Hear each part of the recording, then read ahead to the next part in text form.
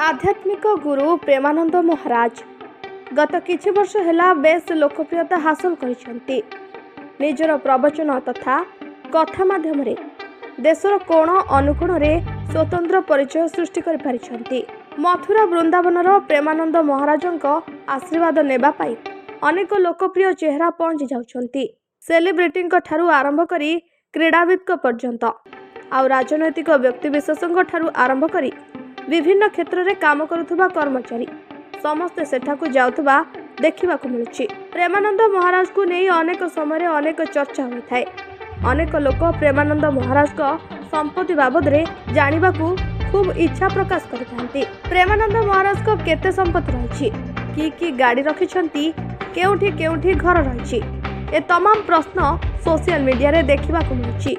तेबे प्रेमानंद महाराज को पाखरे केते संपत्ति रहिछि चलंतु जानिबा। आध्यात्मिक गुरु आचार्य प्रेमानंद महाराज एबे देशर सबुठु लोकप्रिय एवं प्रसिद्ध गुरु। केवल भारत में नुहे सारा विश्व में तांका भक्त रहिछंती। तांकर उपदेश एवं प्रवचन को समस्ते ध्यान दे सुनती। प्रेमानंद महाराजंक विषय अनेक लोक जानिबा को चेष्टा करती। तांका विषय अधिक रु अधिक जानिबा पई अनेक लोक चाहती। दिने जड़े भक्त ही तांको पचारि देथिले कि आपणक संपत्ति केते अछि। यार जवाब देथिले प्रेमानंद महाराज। प्रेमानंद महाराज कहिथिले कि तांकर निजस्व संपत्ति किछि नाही, तांको पाखरे कोनोसी अचल संपत्ति नाही। से साधु जीवन यापन करती और तांकर समस्त संपत्ति बोली किछि नाही। भक्तों निज संपत्ति विषय कहवा समय प्रेमानंद महाराज कहिथिले कि मो पाखरे काहाकू देबा पई 10 टंका भी नाही। जदि किए 10 टंका भी मागे तांकू सेतिकी देबा पई भी मो पाखरे नाही। सबुठु आश्चर्यर कथा हेउछि प्रेमानंद महाराज को निजस्व घर भी नाही। से जड़े भक्तों घरे रोचंती।